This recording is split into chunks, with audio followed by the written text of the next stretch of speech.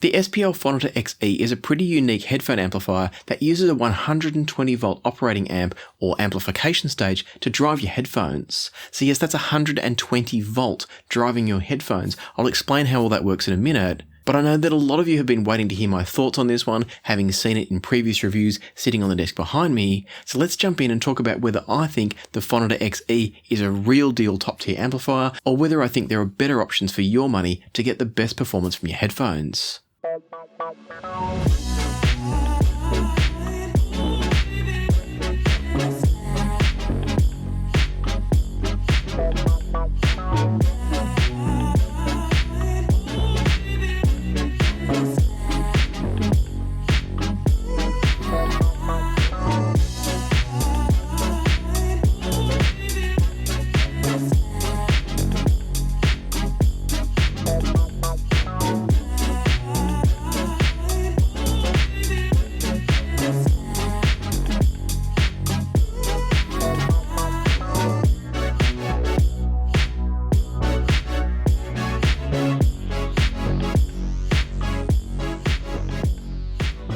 The SPL Phonitor XE is the top of the range headphone amplifier from SPL. SPL are known as one of those brands that's kind of a mixture between some professional grade audio, gear that's designed to go in racks and studios and things like that, but also producing products that are quite at home in a consumer setup like yours or mine. The Phonitor XE comes in two variants. They both look identical. The only difference is whether a module is installed, and that's because you can get this as just a pure headphone amp, or you can get it as a headphone amp with an inbuilt DAC. The difference in pricing is that the standard base model is listed at $2,199 US, that's without the DAC, or $2,899 with the DAC.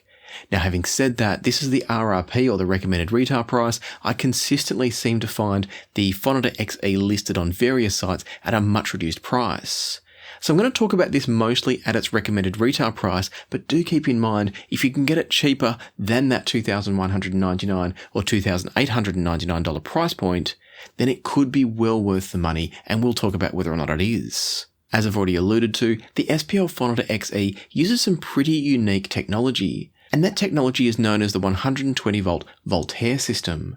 This is a proprietary SPL technology, and what that basically means is that rather than using the traditional op amps that are used in so many headphone amplifiers, and they're going to run between a plus 15 and a minus 15 volt rail, meaning that you've got a total swing of 15 volts in the positive and 15 volts in the negative to operate for the sound wave.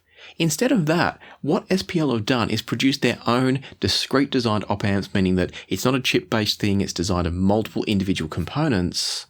And they're operating in a range of plus 60 to minus 60 volts, which is massively more powerful than your standard plus and minus 15. Now, the theory behind that from SPL is that it gives the amplifier much more headroom to work with. That means you can be operating these in a much more comfortable and sort of easy and effortless state because they're not having to stretch right to the limits to produce the volume you need. And so theoretically, that should be a good thing.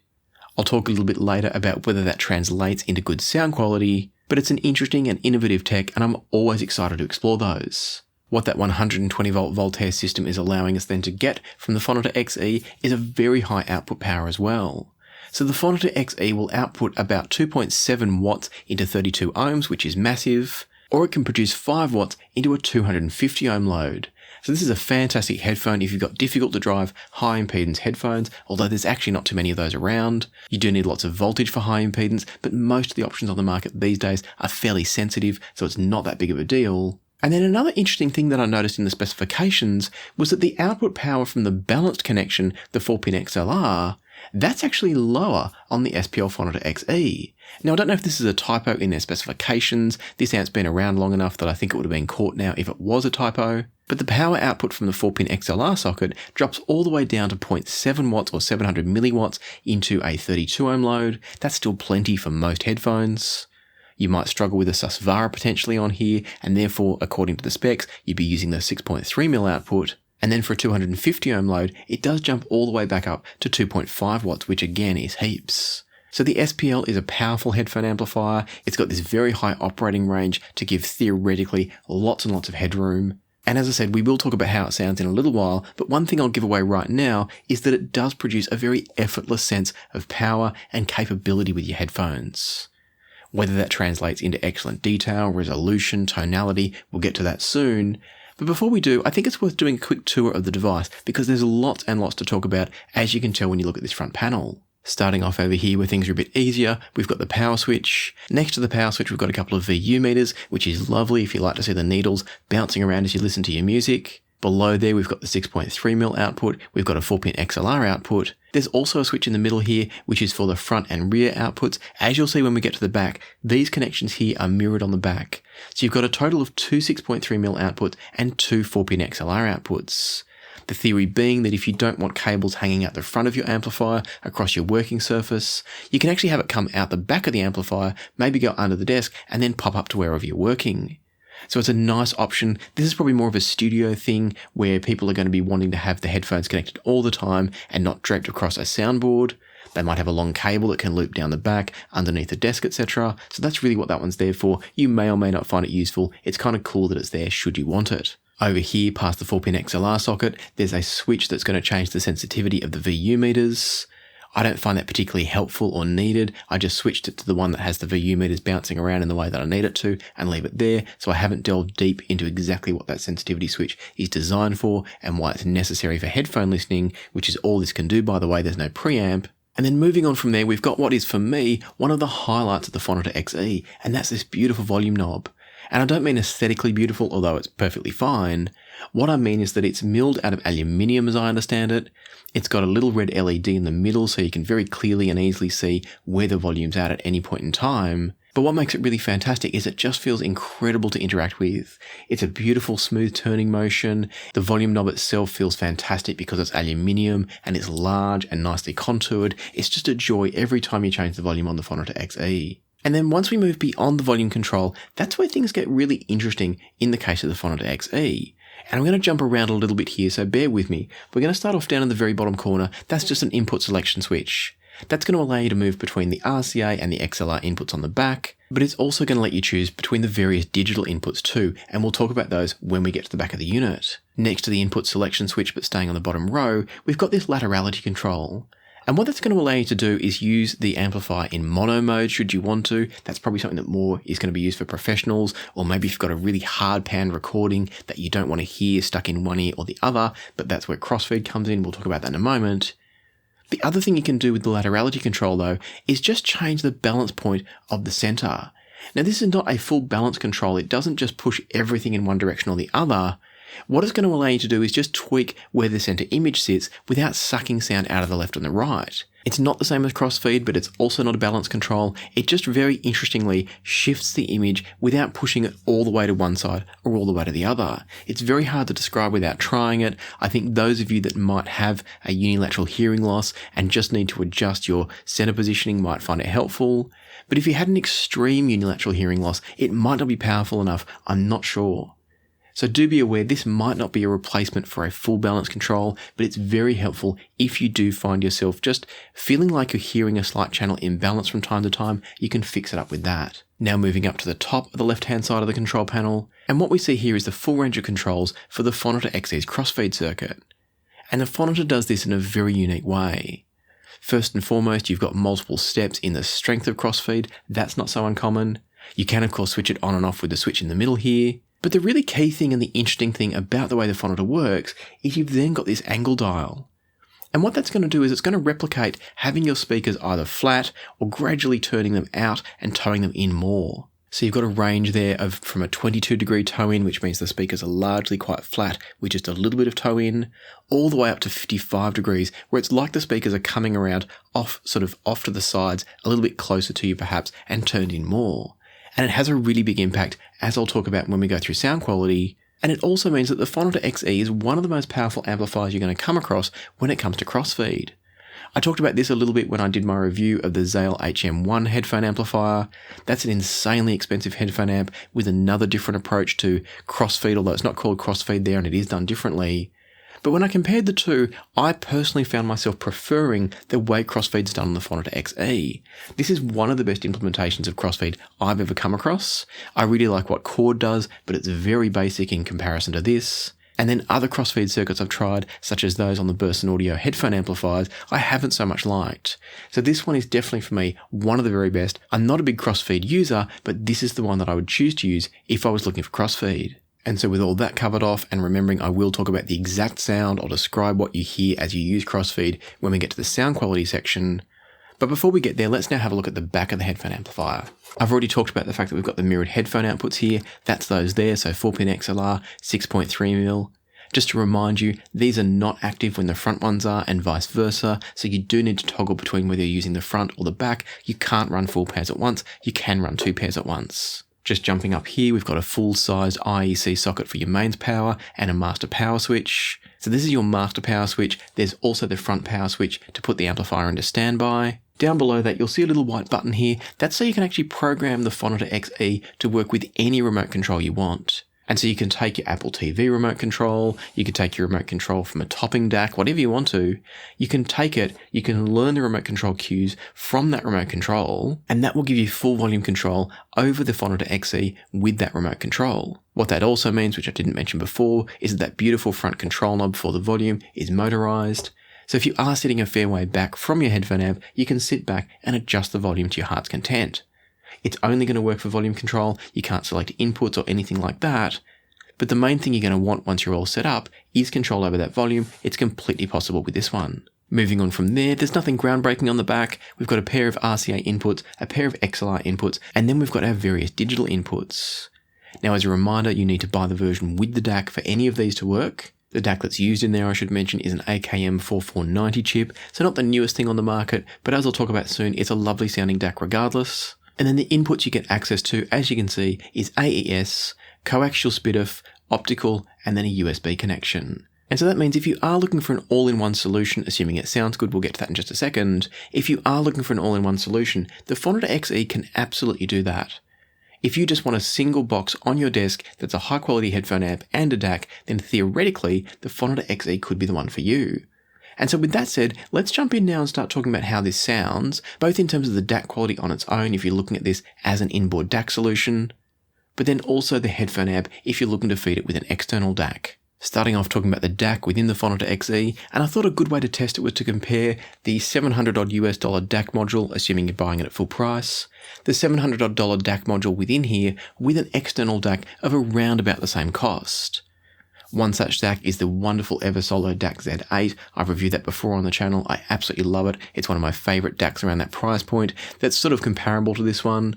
Obviously, you can go and get things like a Shit Bifrost 2, which is going down the multi-bit path. There's some lovely R2R DACs floating around, although I think all of those are going to cost you a little bit more. But I thought it was better to compare apples with apples and therefore compare two Sigma Delta type DACs, both built around a simple off-the-shelf DAC chip.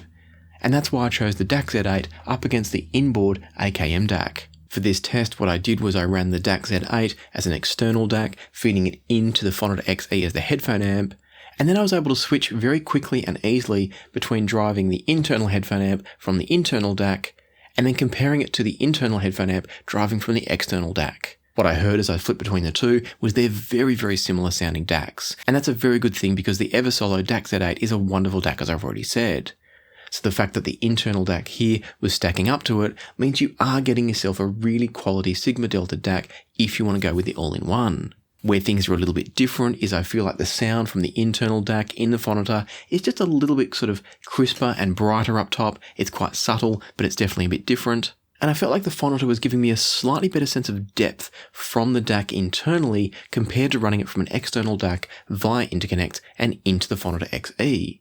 Now that could come down to the fact that you've got a direct connection between the internal DAC and the headphone amp, whereas with the DAC Z8 we're running via XLR cables or RCA cables, it doesn't really matter. But what I found was that overall I think you were getting slightly better resolution, detail, separation of sounds, and that little tiny bit of depth. Sigma Delta DACs are never great for depth, but I do think you're getting just a little tiny bit more separation and depth from the internal DAC. But having said that, it was very, very close.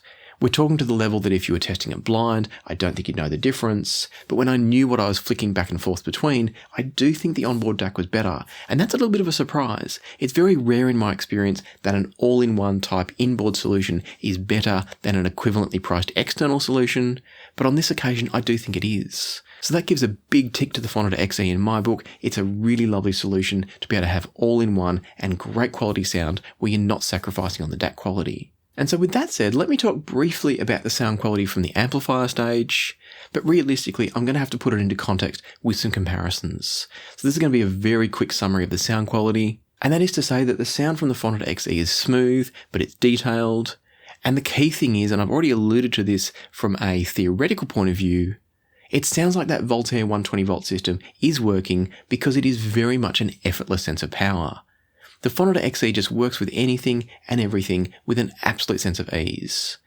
You feel like it's got everything under control, it's going to handle anything you throw at it, whether it's headphone, source material, etc. It's just very, very capable and very easy and enjoyable to listen to. And I don't mean that as a backhanded compliment, I don't mean it's smoothed over or muddy or thick, I just mean it's delivering everything with a lot of refinement, a lot of control and a lot of poise. When listening to this in isolation, I would say that I don't think it's the most resolving headphone amp I've listened to, and I will cover that off in the comparisons in a little while. So it's worth being aware that this is not a detail monster. It's not up there with something like the Zale HM1 that I talked about before. It's definitely not that sort of a tool, but if you do want a great quality sound that is relatively resolving and relatively detailed, but very easy to listen to for extended periods, that's I think where the Phonitor XE is sitting. But as I said, I'll put that more into context with some comparisons shortly. Before we get there though, I do want to talk about the sound quality of the Phonitor XE when using Crossfeed. I think it's easier to get kind of the isolation discussion out of the way first, and then we'll get into how it compares to other products. So let's talk about the Crossfeed now. As I've already said, it's a very complicated Crossfeed circuit in the sense that it can do lots of different things. There's lots of different variables by the time you think about the many different levels of Crossfeed, from off all the way through to I think it was 5 steps without looking at it again. And then for each of those steps, you can adjust the angle between 22 and 55 degrees, so another 4 or 5 steps. I'm not going to try and talk about how each combination of those settings sounds, that would be way too much. So instead what I did was found what I thought was my optimal setting, start off there, and then play around with what happens when I go in other directions. For this testing, I was listening to The News by Paramore, and I started off with a 40-degree angle of the sort of speaker toe-in, or speaker toe-in because it's obviously sort of simulating the speaker effect. So I started off with the 40-degree crossfeed angle and moved between the minimum and maximum crossfeed settings step by step. In the minimum crossfeed setting, the image in the center is just a tiny bit more focused than with it off altogether, and you lose just a tiny little bit of energy from the left and the right accordingly. One of the challenges that I often have with Crossfeed is that if you're used to listening to headphones normally, you'll be used to having that energy into the left and the right ear. When you switch on most Crossfeed circuits, what happens is that immediately kind of disappears from there, you lose a level of detail and resolution as a result, because it's like everything here gets more quiet and it all gets pushed to the center. That can be good if you want less of that energy in your ears, but I actually kind of like the effective headphones. I enjoy headphones for what they deliver. And that's where I find that the SPL Phonitor XE is a little bit better than many Crossfeed circuits because it doesn't immediately suck all the energy out of the left and the right ears. You're still getting the same sense of tactility, resolution, and detail, but just toned down a little bit and focused a little bit tighter in the center. Then as you move through the steps, obviously what does start to happen is it pulls more and more out of the left and the right ears and brings it to the front and the center. What that means is that by the time you get to maximum crossfeed, you're going to get a really tight, very centralized image focus. That means you're getting a less wide soundstage, but perhaps a little bit more depth. That's going to depend a little bit on the DAC you're using and the source material. But for anyone hoping that it's going to throw a soundstage that's way out in front of you, outside the head, it still doesn't. It's going to keep the soundstage largely inside or just in front of the head. And so really what it's doing is it's taking it from being across from left to right, kind of inside your head or just in front of your head. It's going to take it from that and just bring it into a more central, slightly forward focus. And I don't say that as a negative. I haven't found a crossfeed circuit that really throws it outside the head as such. This is just going to help to take it out of the left and the right ears as much as it is normally and bring it into a better central focus like you're listening to speakers. I don't feel like it properly replicates a speaker listening experience. I haven't found a crossfeed circuit that really does. But as far as crossfeed goes, as I've already said, it's one of the best I've come across. And that's then because of the angle settings. So the ability to move from minimum to maximum crossfeed through various steps, that's nice, but it's not transformative. What is transformative for me is the ability to control the angle. And the reason I like that goes back to what I said before about the fact that I don't like all the energy being pulled out of the left and the right. When I'm putting on headphones, a lot of the time, if it's not just about keeping the noise to myself, a lot of the time it's actually about enjoying the sound of headphones, the detail and the resolution and the energy that they deliver straight into my ears. And that's where the angle becomes really relevant. If you're listening to the crossfeed circuit on the Phonitor in the 22-degree angle, it's very much like a traditional crossfeed circuit from any other amp or any other DAC, meaning that the sound is pulled mostly out of the ears and is out in front of you more. The cool thing though is the more you move it up towards 55 degrees, and indeed by the time you get to 55 degrees, what you're going to hear is the sound becomes wider, it brings more of the energy back into the ears, but it's still producing the crossfeed effect of giving you a little bit more of kind of the speaker-ish image. Again, it's not going to replicate speakers properly, but it gets closer to it, and I love the fact that you can play around with it. For me, I think my optimal setting was around about the 40-degree angle and something in the range of sort of steps 3 to 4 on the crossfeed level dial, so how much crossfeed is applied. And it was one of those settings where once I had that in place, I didn't kind of notice I was listening to crossfeed so much. With some other systems, it's like I put on the headphones and I know immediately that crossfeed's in play. Something just doesn't sound quite right.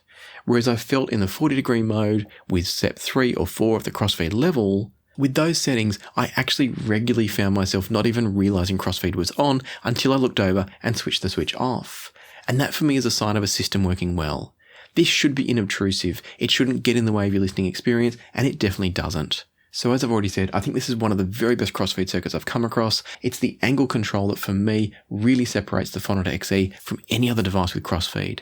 That ability to adjust how much sound is being sent into the left and the right ears is absolutely fantastic.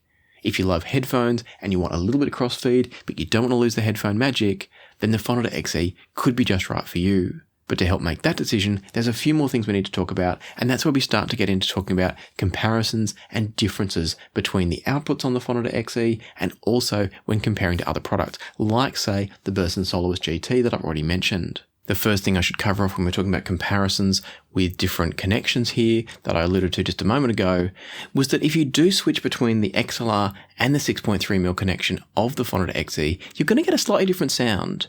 Both are excellent and I'd have a really hard time saying which was better or worse, but to me the 6.3mm is a little bit smoother, but in some ways it's almost like the imaging is a bit more separated by it as well.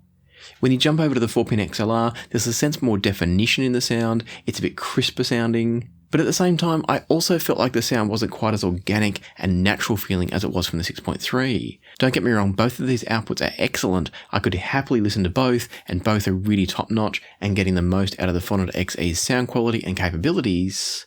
But having said that, they're not identical.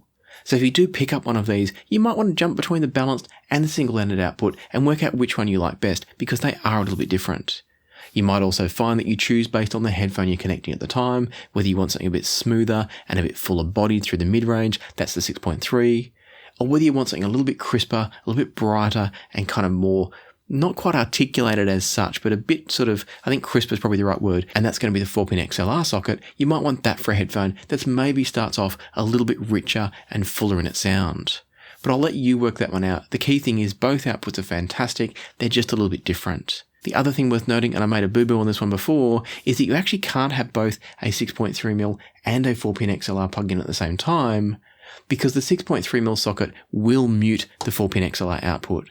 So you're going to have one or the other plugged in. You can't actually run both. I suppose, and I haven't tested this, but I suppose theoretically you could have one of them plugged in on the front, let's say your 4-pin XLR on the front and your 6.3mm on the back and use the switch to toggle between the two. I think that might work, but I haven't tested it. And so now let's put aside all of that and talk about what you're probably really going to want to know, and that is how does the Phonitor XE properly stack up against the competition? Choosing the competition for this test was a really easy proposition, because the Phonitor XE at its recommended retail price without the DAC of $2,199 is exactly the same as another headphone amp that I happen to have and love in the Burson Soloist 3X GT, or the 3GT, which is the single-ended version if you prefer. They both perform about the same level, and by the way, I've got a review of the newest version, 2023 version, of those coming up soon, including comparisons of the 3GT and the 3X GT. So make sure you subscribe if you want to see that one. But for now, what I'm going to do is compare the Phonitor XE with the Burson Soloist 3X GT 2023 version, starting off with an unupgraded, that being the Soloist, and I'll talk about that in just a second, what the upgrades are. But starting off, as you would buy them off the shelf, both for $2,199, assuming you're paying the full list price, I wanted to see which one's giving the better experience. And what I noticed as I went between the two of them, I was driving both from the Cord Hugo TT2 here, by the way. What I heard was that the Soloist GT has a slightly brighter top end than the Phonitor XE, and that results in a sound that's not quite as smooth, not quite as easy to listen to for extended periods, perhaps depending on your headphones and your source material. The GT also brings the sound or the vocals a little bit further forward and closer to you as a listener. It's not congested or in your face, but it's a little bit different between the two. And overall, I felt like the Phonitor XE came across as a little bit more tonally balanced, perhaps. It's not quite as dynamic and exciting because it hasn't got that crispness up top, but I think tonally, it's actually the more accurate headphone amplifier, I think. On the other hand, I feel like the Soloist GT was kind of emphasizing some sounds, and that can make it more, kind of seemingly at least, more revealing, more interesting and exciting, but I don't think either is clearly better or worse than the other. They're just different. If you're looking for a more exciting sound, a more involving sound, then probably it's the Burson Soloist 3X GT. But if you're looking for a sound that's possibly going to be easier to listen to for the long term, possibly also a more accurate and true-to-life representation from a tonal point of view, then I think that's where the Phonitor XE comes into play. And therefore, I'd also say that if you're getting this at a cheaper price than the $2,199 RRP, then all of a sudden, the Phonitor XE is an absolute bargain. To be able to go toe-to-toe with what I consider as one of the best headphone amplifiers on the market, at least within the sort of price range that they sit, I think at that level, the Phonitor XE is showing to be really, really good. On top of that, you've then got all the controls over here and the ability to have an inboard DAC if you want to, and now the Phonitor XE is starting to look like a real bargain. Keeping in mind, you are spending more for the inboard DAC, so you're not getting that for free. But my point is more that if you want something compact and all in one box, the Phonitor XE can absolutely do it for you. But this is where we do have a little bit of a wrinkle come in. And that is that if you buy yourself the Phonitor XE, what you get is what you've got. If you were to buy the 2023 Burson Soloist 3X GT or 3GT though, these are now upgradable. There's now these little modules, which I've got here somewhere. These little modules here, they're pretty tiny. Now I'll be covering these off in a full review coming up of the Burson Soloist 3X GT and 3GT, as well as the Timekeeper GT, which is their monoblocks. I'll talk about these modules then in much more detail. But these are an upgrade to the power supply. And in adding these to the amplifier, it completely changes what you're going to hear. I know it sounds like hyperbole when I say that, but it's absolutely the case.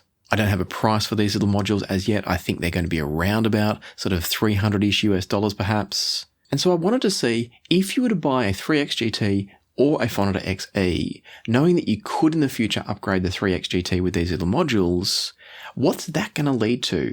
The Phonitor XE is never going to change. So what's going to happen if down the track you've got an extra few $100s to spend and you wanted to upgrade the amplifier? Should you get the Soloist now or should you stick with the Phonitor XE? After installing a couple of these modules into the Soloist GT, I then took a listen to Freckles by Lawrence, and I started off with the Meza Elite headphones. From the upgraded Soloist 3X GT, the sound through the Elites was smooth, it was punchy and dynamic, the percussion was crisp but well refined on this particular track, and generally everything sounded great. Switching then over to the Phonitor XE, of course on the same track, same headphones, etc., and the Phonitor XE brought a certain body to the sound that I was finding really enjoyable.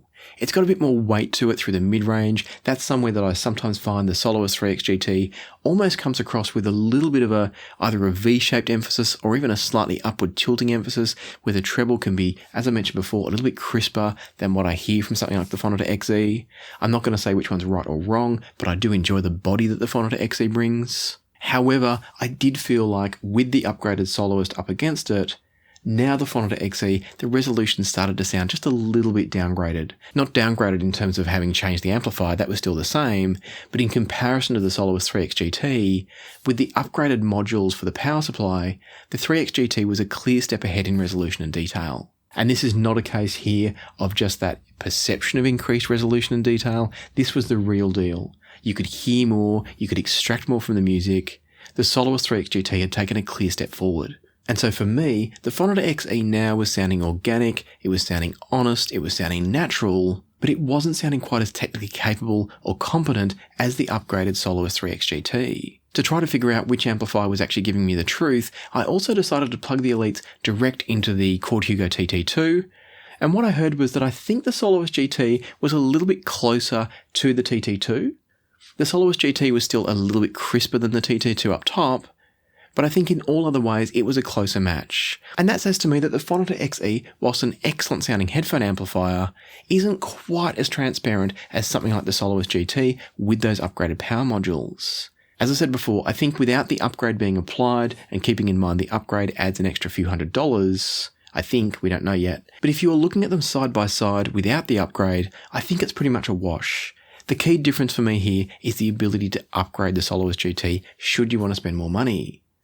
The other key difference is probably going to be the fact that you're likely to pick up the Phonitor XE for significantly less than you're actually going to have to pay for the Soloist GT, so keep that in mind as well. Before we close things off though, I did want to try a couple of other headphones, just to see if it was a bit of a synergy thing. Moving over to the ZMF Caldera and listening to Talyat by Tinarawen. I had to look at my notes then because I didn't want to mess up the name, and I probably have anyway. But listening to that track, and this time starting on the Phonitor XE, remembering it's the ZMF Calderas now, the sound from the Phonitor XE was clean and articulate with a great sense of separation of the individual sounds and instruments. Moving over to the Soloist GT, and the separation, the detail, the resolution got even greater again. It wasn't even close with these headphones in this track. Moving over to the TT2 again to check for tonal accuracy, and what I'm saying here is not that the TT2 is the perfect reference for tonal accuracy in the world, but we know that the headphone output is a direct connection almost to the DAC in the TT2, and so whatever's coming out of that TT2 amplifier should be pretty true to what's coming out of the DAC.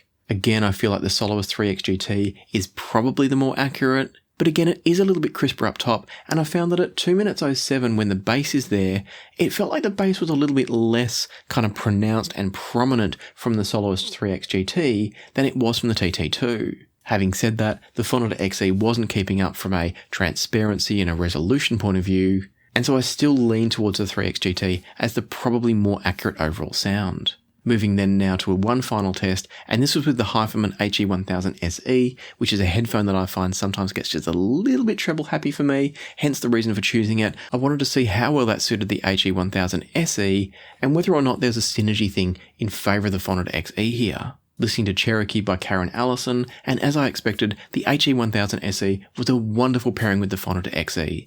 They balance each other off very nicely, and tonally it was just wonderful. The vocals were focused and detailed from this combination, and detail and clarity was also excellent. But I did find that when the band joined in and the track got a bit busier with more going on, it did start to stretch the limits. And what I mean by that is it started to become harder to hear the individual sounds, the individual bits and pieces of what was going on in the music. That could have been the recording, and we'll find out when I talk about the Soloist GT, but it was the point at which I started to be just a little bit disappointed that I wasn't hearing the very, very best that I could from this track through those headphones from the Phonitor XE. The other note that I made for myself was that I felt like the soundstage wasn't as big as I would like. I felt like the Phonitor XE might have been holding it back just a little bit, or maybe it was the track itself, and so I then switched over to the Soloist 3X GT again. The first thing that jumped out to me was how much crisper the sound was from the Soloist GT. But interestingly, I felt like it was also more controlled. I didn't feel like it got harsh at the same time as being a bit brighter. It was like it got a bit brighter, a bit crisper, but still very refined and therefore completely enjoyable to listen to. I also found that as the track got busier, things were easier to pull apart, understand, and hear individual sounds within the mix, so the Soloist GT again was technically a bit more capable, but it didn't produce a larger soundstage as such, just allowed me to hear individual instruments more clearly. And so where all this left me is that I still think the Phonitor XE is an excellent amplifier. If you like the look of it better, if you like the fact that it hasn't got a fan built in, because do keep in mind, some people aren't a fan of the fact that the Soloist GT runs a fan for cooling. if you want one of the best crossfeed circuits around, and if you want an amplifier and a high quality amplifier at that can have a DAC built in, then that's suddenly where I think the Phonitor XE is potentially excellent value. And even more so if you're picking it up at less than the RRP, which is where I normally see it. In most cases, I've seen it listed below $2,000 US, and at that price, for me it sits as a really accessible sort of amplifier, a high-end amplifier I mean, below getting up into the Soloist GT territory. And so I'm going to bring things to a close here by really highly recommending the Phonitor XE. It's not the perfect amp, it's not the last word in transparency and detail and resolution, but it is insanely enjoyable. This is an amplifier that I just enjoy listening to and enjoy interacting with. Even though I know it isn't the last word in transparency or technicalities or resolution, it's an amplifier that I miss when it's not on my desk. It's one of those that I just enjoy physically interacting with and I enjoy listening to and enjoying music through. So as I said, if you can pick it up at less than the $2,199 US retail price, that being for the non-DAC version of course, if you can pick it up at that sort of price point, then I think it's absolutely worth considering. And likewise, if you want the DAC module, you're talking about getting it for less than $2,899 US, then again I think it's a great deal. The inbuilt DAC is absolutely fantastic, it's up there with some excellent standalone DACs, but then it is worth remembering that if you are looking at spending around the full retail price, then do check what you can pick up a Soloist GT for. Unless you particularly want the slightly smoother, slightly more sort of rich, full, some might say organic sound of the Phonitor XE, if you shy away from sounds where there's a little bit of extra crispness like the Soloist GT has, unless you're looking to avoid that sort of crisper sound, then I do think the GT is the better option. I think in their stock form, they kind of go toe-to-toe with just a slight technical edge going to the GT, but the key thing for me is the ability to upgrade the GT and make it an absolute monster. And I mean a monster in a good way, of course. So keep all that in mind, but for me, I'm definitely going to recommend the Phonitor XE at less than full retail price, and or for those of you that want it with the built-in DAC, or that really value the crossfeed circuit, which is just phenomenal. And so as always, I hope you found the video useful, helpful and informative. And if you have done, then please hit the like button, hit the subscribe button, and ring the notification bell if you haven't already. But for now, let me leave it to the music, so happy listening, and I'll see you here next time on Passion for Sound.